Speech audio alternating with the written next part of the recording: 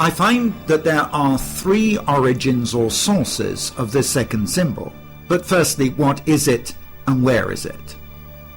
It is the sculpture of the woman on the beast, which is the main feature displayed outside the building of the Council of Europe in Brussels. Its source can clearly be proved.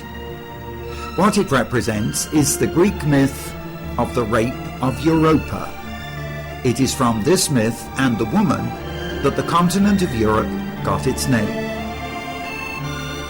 However, we also find this same image of the woman riding the beast in the Bible.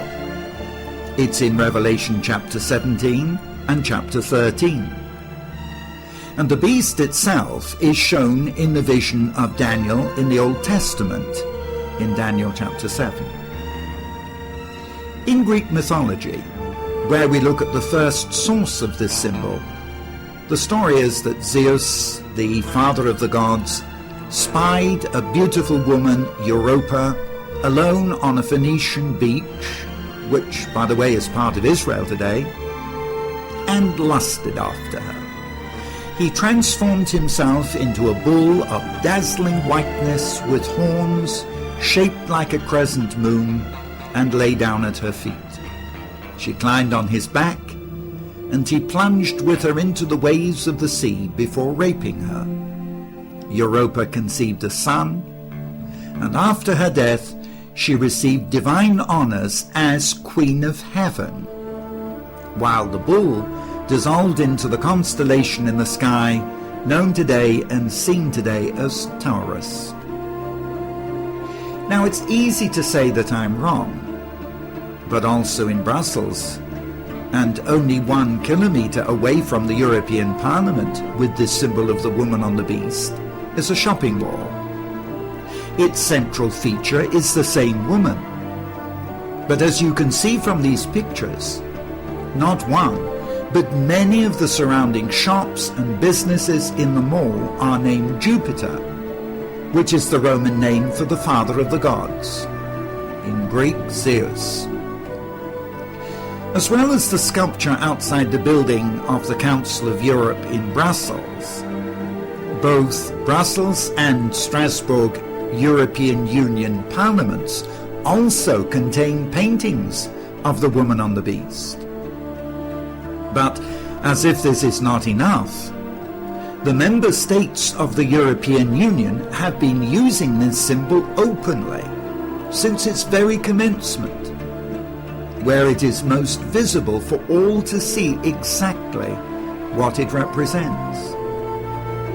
For example, this image of the woman on the beast appeared as early as 1948 on the German 5 Deutschmark banknote.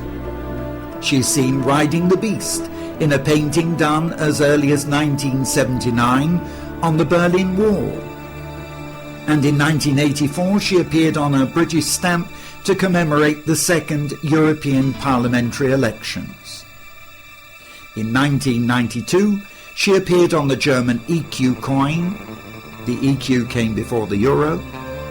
She's on a painting in the airport lounge in Brussels. And the most obvious and clear picture is one which appeared on a German telephone card for everyone to use.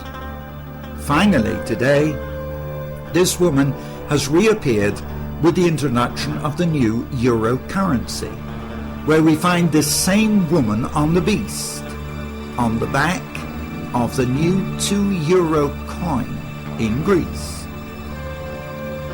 This makes us ask the question, are the perpetrators of the European Union trying to tell us something? Are they suggesting that Europe today is being raped? If so, is it politically or financially or spiritually? And by whom? But I also referred to the Bible, where in Revelation 17, this woman is clearly shown as a prostitute sitting on a beast. Here clearly described as having 7 heads and 10 horns. I will explain this later.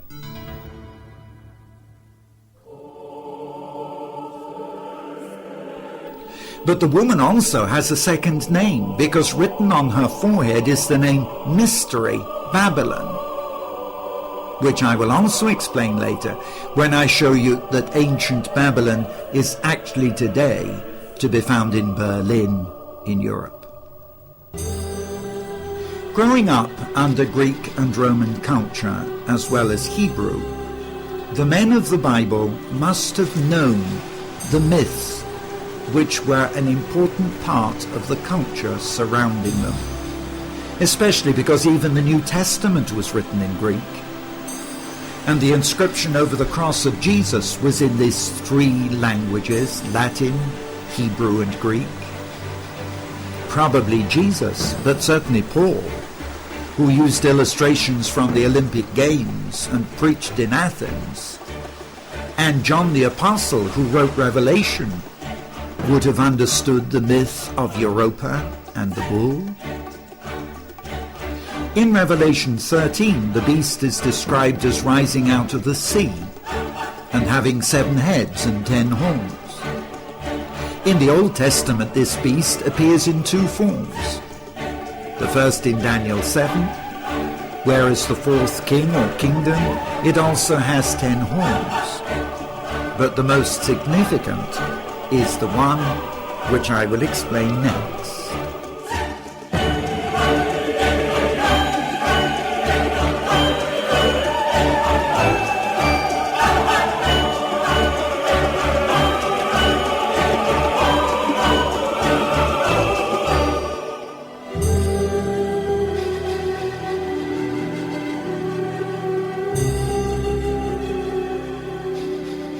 In every case we have seen today in Europe, this woman, Europa, can be seen riding a beast. Note that where this story appears in the Bible, the forehead of the woman on the beast is branded with the name Mystery Babylon, Revelation chapter 17. When Jesus revealed to John the woman of Revelation 17 sitting on a scarlet beast with many horns, was he prophetically speaking of Europe today? We know that Revelation was a prophecy, but is this being fulfilled? And why was this woman called Mystery Babylon the Great? And who does the powerful beast with horns represent? In mythology, the woman Europa clung to the father of the gods, who had disguised himself as a bull with crescent-shaped horns. The symbol for the father of the Middle East pagan god, Baal, as we know him from archaeology and from the Bible, Zeus or Jupiter as we know him from Greek or Roman culture, was a bull with great crescent horns. And the ruling god of ancient Babylon and the Middle East was the moon god, again depicted as a bull with crescent horns, or simply as the crescent moon. We have every reason to believe that Allah is the same moon god that Muhammad chose to worship, and who is worshipped by many people today. The crescent moon is the universal symbol of Islam, on its mosques and flags everywhere today. So what connection has Europe to Islam? Looking at history, from the beginning Islam has struggled with Europe. First the incursions of Islam into Europe through Turkey, the Balkans, Spain and France, to overwhelm Europe by war.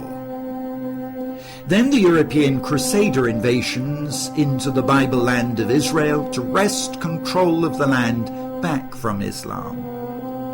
Then, 100 years ago, oil was found in the Middle East, making the Islamic nations politically and economically the most powerful and desirable on earth.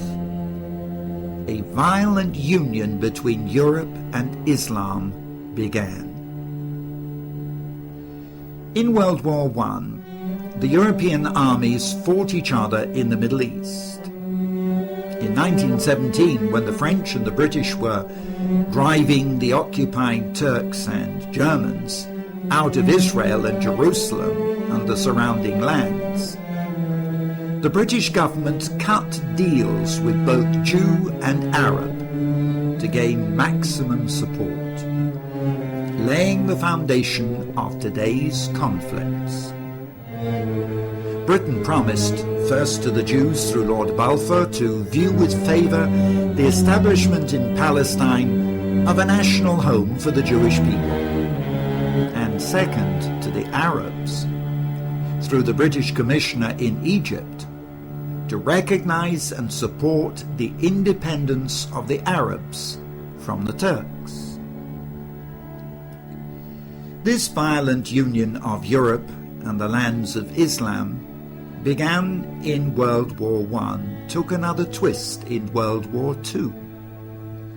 On the 30th of November 1941, the Muslim Grand Mufti of Jerusalem met with Hitler to make a covenant. The Muslim Arabs would give their support to Hitler's war on condition that after eradicating the Jews in Europe, Hitler would then eradicate the Jewish national homeland in Palestine.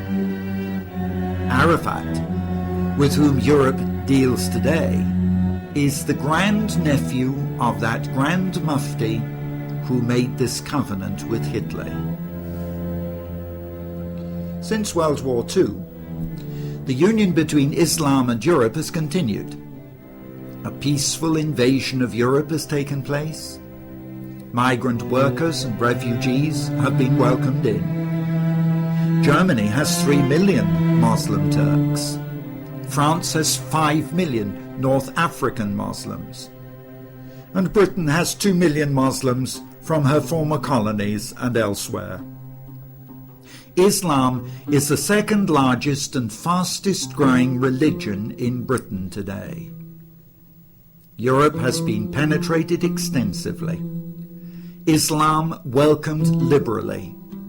Land donated freely for her mosques and schools. And whilst European culture is suppressed in Islamic countries, and the practice of the Christian faith forbidden by law, in our European countries, we are afraid to offend Islam. Our European Christian leaders make loving, interfaith overtures towards the Babylonian moon god Allah to recognize him as another equal revelation of the God of the Bible. Europe, Islam, and Israel.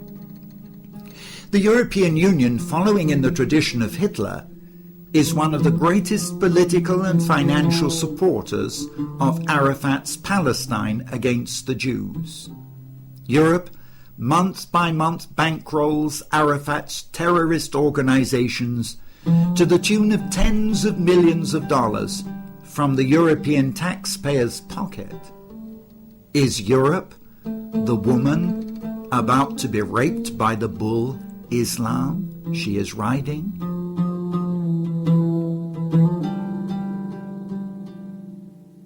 National newspapers published in June this year the fact that because of the open doors policy towards immigration in Belgium, Belgium has become the headquarters for the Muslim invasion of Europe. Control of the militant Al-Qaeda forces is being concentrated here, where the centre for the control of the European Union, Brussels, is. This is the place we are in today, spiritually.